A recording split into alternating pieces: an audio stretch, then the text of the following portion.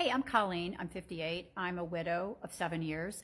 I will never marry again, ever. And I'm not even interested in dating at all. And let me say this, the likelihood of me ever cohabitating with a man, why? This is my turn. This is my third act. I'm flying solo. And the peace that I feel and the freedom that I feel just to live my life is so profound, I can't even really begin to describe it. I say things like, I get to do what I want, where I want, how I want, if I want, etc. But I also get to build a home completely that is reflective of me. I walk into my space and I'm, this is me. It all feels me. It's safe. It's my energy. There's no angry man. There's no walking on eggshells. There's no getting punished for liking certain things. What relationships are complicated. I will never marry again. I will never be legally attached to somebody again. I said what I said. I'm way happier on my own. I have friends like, oh, what are you going to do if you don't marry again? Fucking live my life. I will never get married again to a man.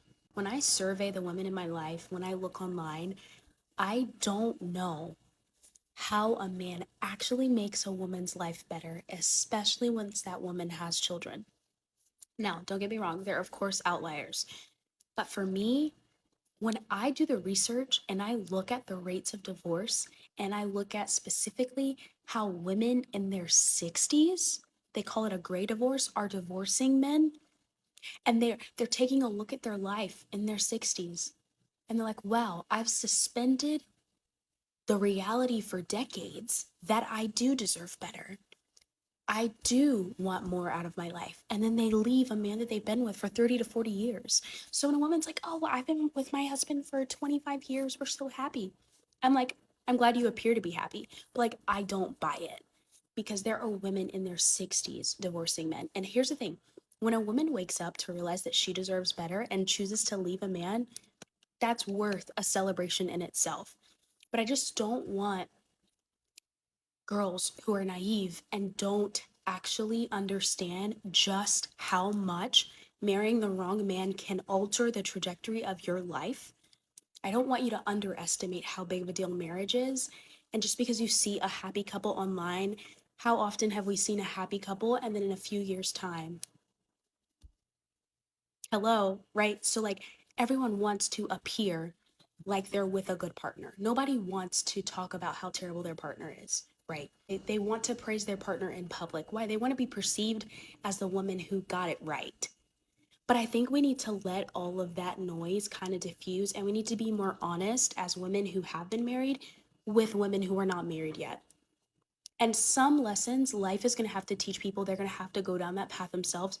But I will tell you, as a woman who was married for 5 years. Look, I am an actively, happily married man, but I can tell you with my entire soul that I would never do this again. I would never, ever get married again to another person as long as I live. I stand 10 toes down on that. The things that my wife and I have worked through, I don't have the patience to work through with anybody else. And I had to grow extra patience just for her. So whatever patience I have for her, it does not carry over to the next person. Because I'll come clean, I've left women for far smaller reasons than whatever we worked through as a couple. But outside of she and I, my patience is on factory setting. My patience is thin enough to see through. But on top of that, I will never mean I love you the same way I mean with her. To build up to where we are now with somebody else, I'm not gonna do. I just don't have it in me to do it. And maybe it's all the days, weeks, years, months, time put in, but I know for a fact that it will never be the same. It will never be better. When you have a good thing the first time around, the second time is just chasing a high. Now, I guess it's different for people who had like an objectively bad relationship the first time around. Of course, you could find something better. But I'm telling you right now, if y'all are having a bad time after 10, 15, 20 years, y'all need to patch that up. Once you really sit and think about it, whatever you think you can get out there, it's not there. Go back to the crib, apologize, talk it out, do whatever you got to do. Stay your ass where you are. But yeah, real talk, this is it. This is my one. This is all I got in me. I ain't got another one in me. So baby, if you're watching this, we in this for life, because I ain't got time for nobody else. We just gonna have to work through it. So somebody had asked me if something was to happen with my husband and I was to go through a divorce or whatever the case may be, would I get married again? And being very transparent, no the hell I would not. Absolutely not. Now, I love my husband to death. I will walk to the pits of the earth with my husband. I would, okay? If something was to happen where we get a divorce, I will not do it again. The reason why is because people do not understand the work that you put into a marriage. Real work. I'm not talking about just for the title, because you got so many people that's married just to say they're married. No, that's not me. Real work in a marriage is tiring, but it's worth it. It is a fight. A marriage is a real life job. Okay? And if you want that marriage to work, you have to put in the work.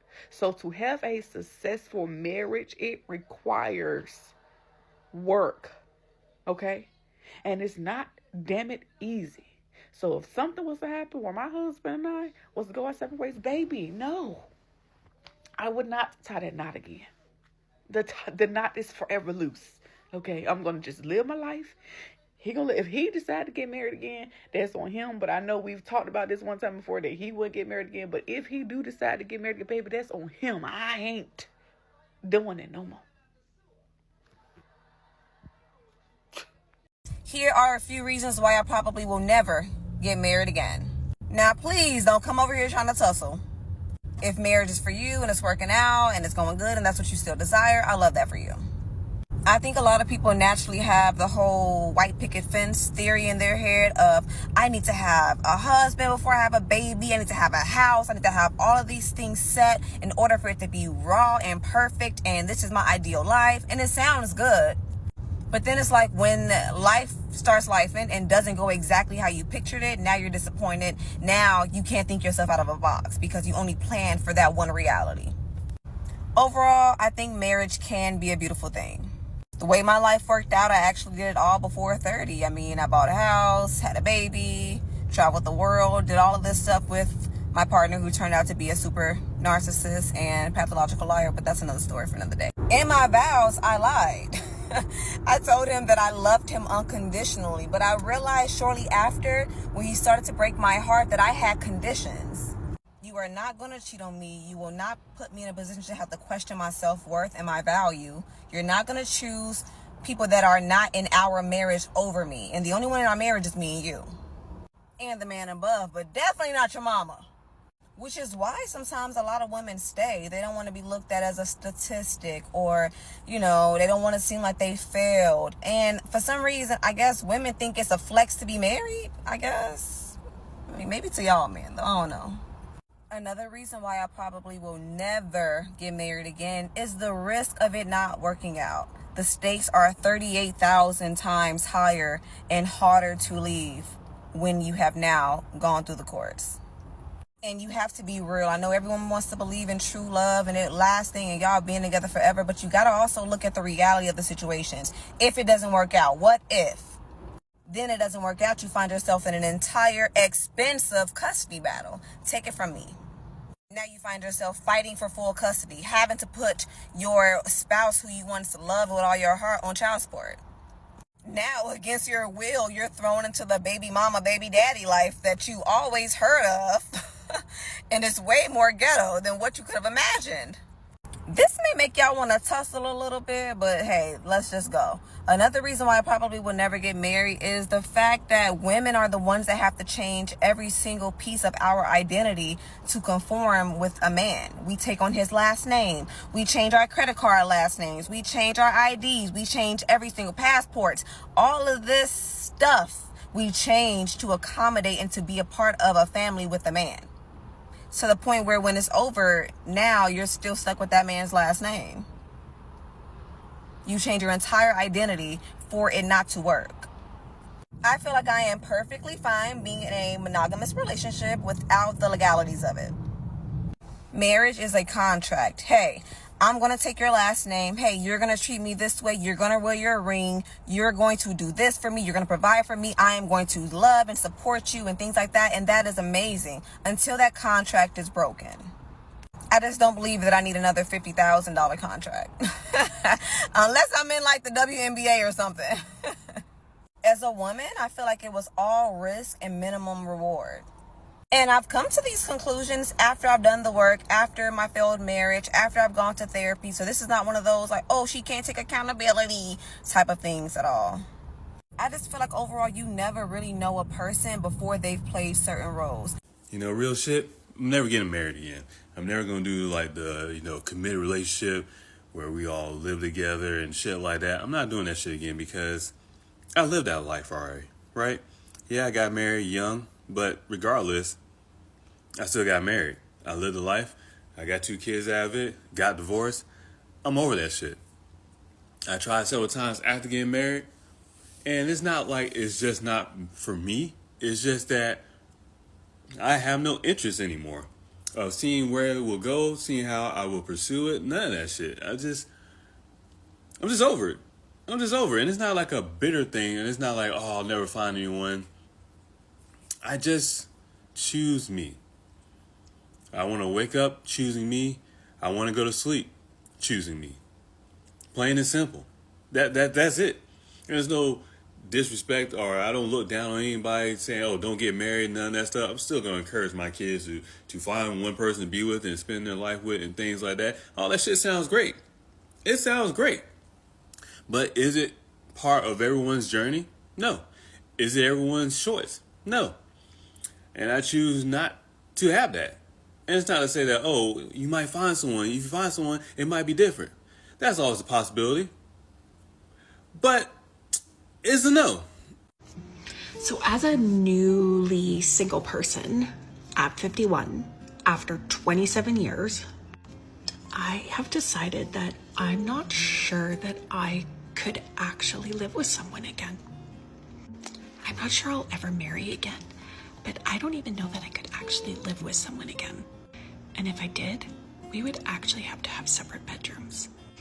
I am enjoying the singledom of a whole bed to myself, eating what I want, listening to what I want, watching what I want. This whole movement of living apart together, I'm kind of here for it. What do you guys think? I keep hearing the conversations about women who don't want to ever get married again. Women who don't want to be in a relationship or they don't want to live with a man ever again in life. And I get it.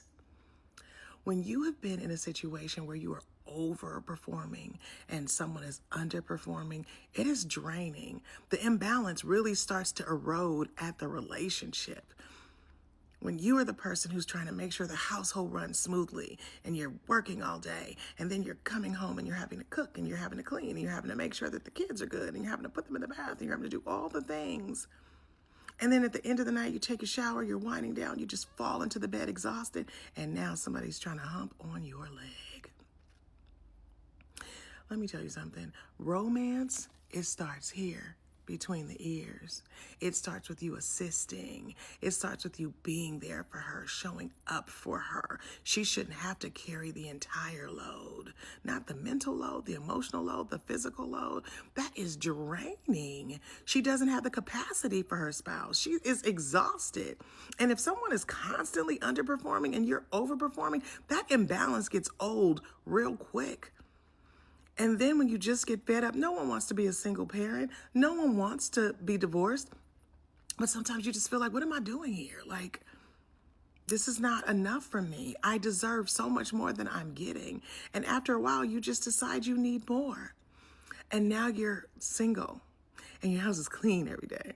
And every time you walk into the house, it's just spotless and there's no one there taking up your air, needing something and not doing much. There's no more breadcrumbs. It's just you. And it's been you all along, but now it's you without that dead weight. And then you're like, I don't know if I would trade this. I don't know if I want to bring somebody back into my home that's immature, that underperforms, that isn't a true teammate. And then you recognize how peaceful your life has become. I get it. I don't know if I want somebody else in my house either. Okay, bye. So So this thing going around saying why we never want to live with a man again. I've lived with 4 men. I've lived with 4 men romantically, and I never want to live with a man again. And I'll tell you, because if I ever come home, or if I'm home and a man just randomly asks me, what are we doing for food? Or are you cooking today? No. Mm-mm. Don't ask me that. Do not ask me that. No, I don't want to ever hear that ever again in my life. No. Mm-mm. Also, I have a 5-bedroom house, and I use every single one of my rooms, and they're mine. My daughter lives with me, still, because she's a teenager, and like, she has her own space, and she can leave her shit all over the house, and it's okay, because it's just me and her. It doesn't matter. It doesn't matter. And I would hate for a man to have to come in here and be like, ugh, can you move your stuff? No, I can't. I don't want to. I have a closet. I have a really big walk-in closet, and I have a lot of clothes. Probably, I would assume, like maybe 25% of my clothes are clothes from the 90s that I don't even wear anymore. Or maybe I don't even fit into them. But I still have them, and they're hanging up nicely in my closet. And I don't want a man to be coming in there and being like, ugh, I need room. I need a drawer. No. The last man I gave a drawer to, he complained because it was only 1 drawer. I'm like, motherfucker, you should be happy that you're living with me. No. And you want more? No. There's a million reasons why I don't want to live with. The last man that lived here, I used to have a ton of plants. So many gorgeous plants. I had probably close to 40 or 50 plants. Gorgeous. A man moved in, his energy killed them all. His bad energy killed them all. He killed me too, basically. It was horrible energy. Never again.